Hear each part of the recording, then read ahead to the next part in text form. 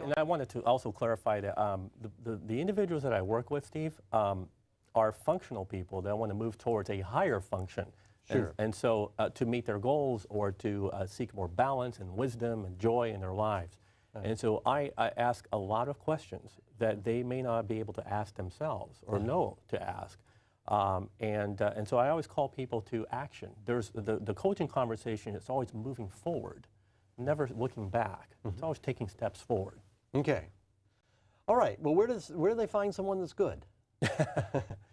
And what about the certifications? I mean, who are the good ones? I mean, well, what do? You just, you type in on your computer or go to the Yellow Pages or something and pull up names, or how do you do that? Yeah, you can usually start with the typical Google search. You'll pull up lots of coaches, but in your area. But we also have to differentiate between what a coach is and what is not. Anybody can call themselves a coach, but not have the credentials behind their name. Right, so because there aren't usually state certifications for this kind of thing. Right, not yet, yes. But there is definitely a training that you have to go through. So if you're considering a life coach, you might want to check into that background, the background of the person, to find out, well, where did you get your training from? Because there are schools out there that have accreditations to train life coaches and to certify life coaches. Right. In your case, you have your master's degree, plus you have the additional certification to be a life coach. Right. And the reason is my master's degree is in organizational psychology. A lot of life coaches have masters in psychology, or their PhDs even. They're marriage and family therapists, and they transition into the life coaching arena as well. So.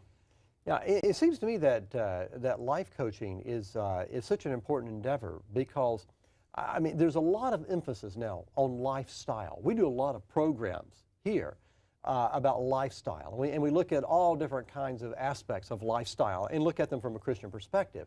But those kinds of, what is our life like? How do we order our lives? How do we live as Christians in this world to bring honor and glory to God, to bring happiness to ourselves? How do we do that? Those are the practical aspects of life, and to have someone like yourself help out, I think, can be a good thing. Thank you.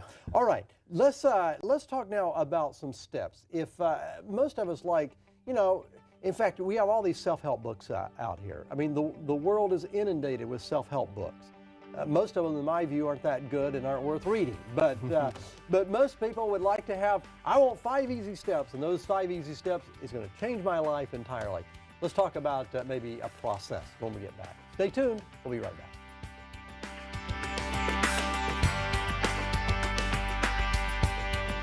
Those positive and those negative resolutions or determinations that a person will make. I mean, sometimes, of course, we know a person will say, I am not going to do this anymore. I am going to stop this. This is what I've been doing. Or a person will say, I want to do this. I've never done this, and I'm going to do it. I'm going to get this accomplished. All right.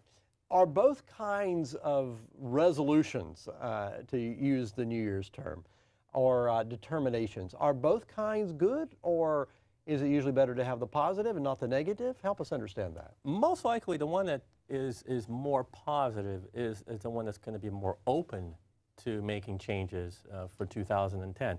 That person is the one that wants to create possibilities.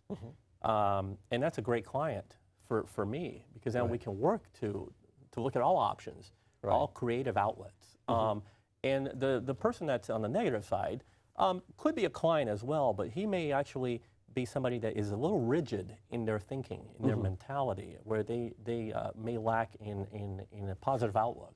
So I may call that person to look at something differently, looking at maybe shifting their mindsets, shifting their perception, to look at something differently, perhaps consider something they don't know about, or something they can't see yet. And so that's what a life coach does. The positive person is great. That's going to be an easy client. The one that focuses on the negative is going to be a little more challenging, but also I like working with those people as well, because those are more rewarding for me. Right. Well, I want to come back to the whole issue of success.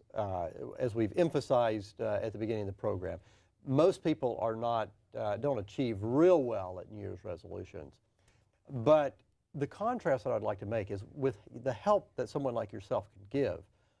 You mentioned that about half the people stick with it? About 5 or 6, yeah.